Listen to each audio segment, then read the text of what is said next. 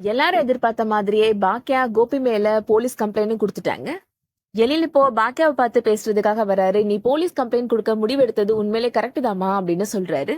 நான்லாம் ஆயுசுக்கு வெளியில வரவே கூடாதுமா அப்படின்னு சொல்றாரு. அதை கேட்ட உடனே செல்லியனுக்கு கோபம் சுருன்னு ஏறுது. பார்த்து பேசி எழில், அவர் நம்மளோட அப்பா அப்படின்னு சொல்றாரு. நீ எல்லா நேரத்திலயும் அம்மாக்கு தான் சப்போர்ட் பண்ணுவேன்னு தெரிஞ்சும் ப்ரொடியூசர்கிட்ட சொல்லி உனக்காக பட வாய்ப்பு அவர் தான் வாங்கி கொடுத்தாரு அப்படின்னு சொல்றாரு செல்லியன். அந்த ஆளுதான் ப்ரொடியூசர்கிட்ட சொல்லி அம்மா அந்த பட பூஜைக்கு வரக்கூடாதுன்னு அவரை வச்சு சொல்ல வச்சாருடா. அவர் சரியான அயோக்கியண்டா அப்படின்னு சொல்றாரு எழில். என்னதான் கோபி மேல கோபம் இருந்தாலும் நீ போலீஸ் கம்ப்ளைண்ட் எல்லாம் கொடுத்துருக்க கூடாதுமா அப்படின்ற மாதிரி ஈஸ்வரி சொல்றாங்க.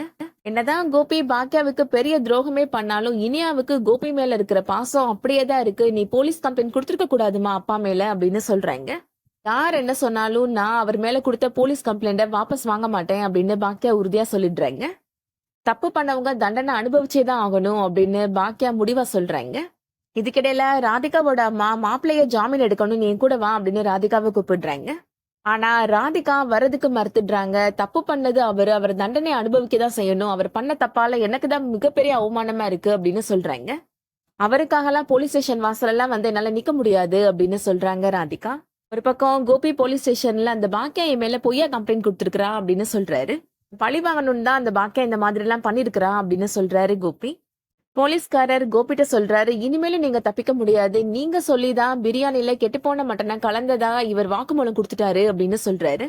கான்ஸ்டபிள்கிட்ட சொல்லி இந்த ஆளை பிடிச்சி உள்ள போடுங்க அப்படின்னு அவர் சொல்றாரு. அதை கேட்டதும் கோபி அதிர்ச்சி ஆயிடுறாரு. எப்படியும் ராதிகாவோட அம்மா ராதிகாவோட அண்ணனை வச்சு ஏதாவது மூவ் பண்ணி கண்டிப்பா கோபிக்கு ஜாமீன் வாங்கி கொடுக்கதான் போறாங்க. கோபி ரிலீஸ் ஆகி வந்ததுக்கு அப்புறம் இந்த ஆள் கூட எல்லாம் என்னால இனிமே வாழ முடியாது, யாரோட உயிர் போனாலும் பரவாயில்ல, அந்த பாக்கியாவை பழி வாங்கியே ஆகணும் அப்படின்னு கொடூர புத்தி இந்த ஆளுக்கு இருக்கு அப்படின்னு ராதிகா சொன்னா நல்லா இருக்கும். ராதிகாவும் கோபியை டைவர்ஸ் பண்ணிட்டு விட்டுட்டு போனாதான் பாக்கியாவோட அருமை அவருக்கு புரிய வரும். ராதிகா டைவர்ஸ் பண்ணிட்டு போனதுக்கு அப்புறமா ராதிகா அவங்களோட கெரியர்ல பெரிய உச்சத்துக்கே போக போறாங்க. பாக்கியாவுமே அவங்க ஆசைப்பட்ட மாதிரி பல ரெஸ்டாரண்ட்ஸ் எல்லாம் ஆரம்பிச்சு தொழிலதிபர் ஆக போறாங்க. கடைசி காலத்துல கோபி யாருமே இல்லாம அனாதையா தெருல நிக்க போறாரு. இந்த மாதிரியான கதைக்களம் தான் வரப்போகுது. இந்த வீடியோ பிடிச்சிருந்துச்சுன்னா லைக் பண்ணிக்கோங்க. சீரியல் அப்டேட்ஸ்க்கு நம்ம சேனலை சப்ஸ்கிரைப் பண்ணிக்கோங்க. தேங்க்ஸ் ஃபார் வாட்சிங்.